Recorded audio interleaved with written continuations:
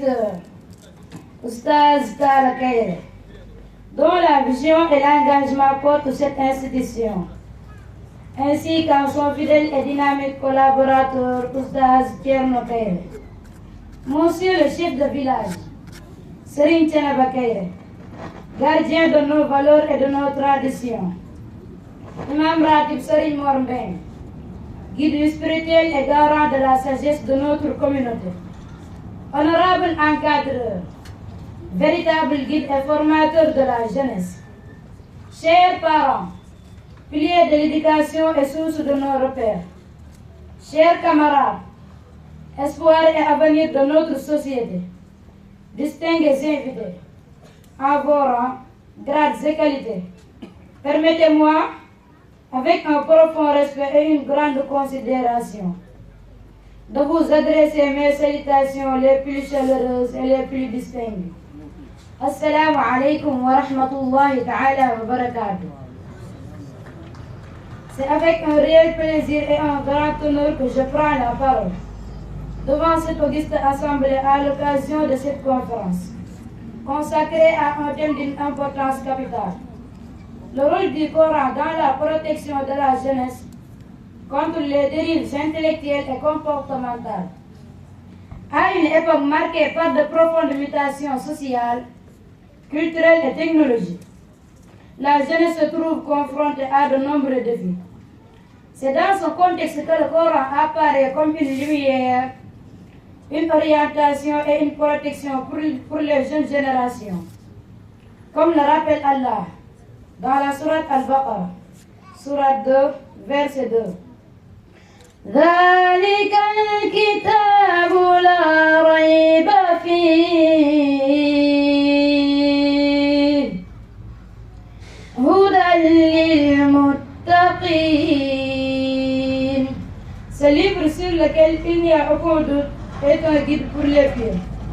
Livre sacré de l'islam. Le Coran n'est pas seulement un texte religieux. Il constitue un véritable code de vie qui éclaire l'esprit, purifie le cœur et guide les comportements. Il enseigne des valeurs fondamentales telles que la vérité, la justice, la patience, la modestie et le respect d'autrui. Allah dit dans la sourate An-Nahl, verset 90, certes, إن الله يأمر بالعدل والإحسان وإيتاء ذي القربى وينهى عن الفحشاء والمنكر والبغي يعظكم لعلكم تذكرون.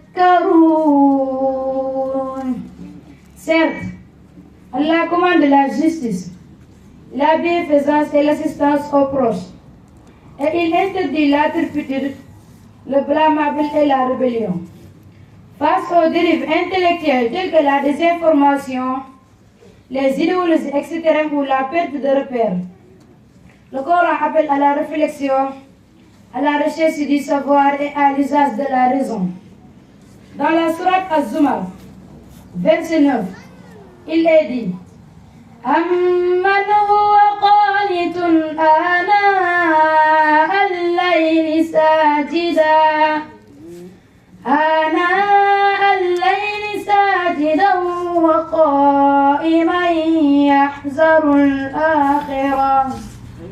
وقائما يحذر الآخرة ويرجو رحمة ربه قل هل يستوي الذين يعلمون والذين لا يعلمون إنما يتذكر أولو الألباب. Dis, sont-ils égaux? Ceux qui savent et ceux qui ne savent pas. Ce verset met en évidence l'importance du savoir comme rempart contre l'ignorance et les fausses idées. Par ailleurs, pour protéger la jeunesse des dérives comportementales comme la délinquance ou l'immoralité, le Coran insiste sur la discipline morale et la maîtrise de soi. Dans la sourate Al-Isra, verset 32, Allah avertit. ولا تقربوا الزنا إنه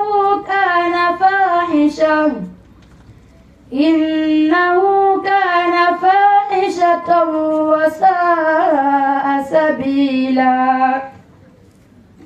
Et n'approchez pas la fornication. En vérité, c'est une turpitude et quel mauvais chemin. De même dans la sourate Al-Hujurat, verset 11. يا أيها الذين آمنوا لا يسخر قوم من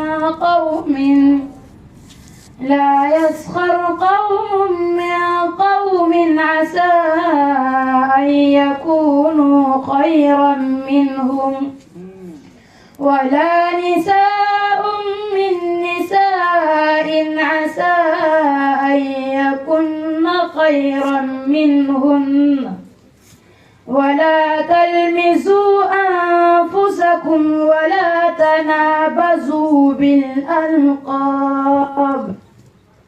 بئس الاسم الفسوق بعد الإيمان ومن لم يتب فأولئك هم الظالمون. Il est recommandé d'éviter les moqueries et les comportements nuisibles envers autrui. Ainsi, à travers ces enseignements, le Coran agit comme une protection globale. Il forme l'esprit, purifie le cœur et encadre les actions.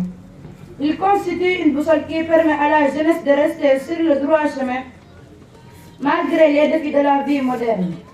Que cette réflexion commune nous permette de mieux saisir l'importance de revenir aux enseignements du Coran afin d'accompagner et de protéger notre jeunesse, pilier de notre avenir.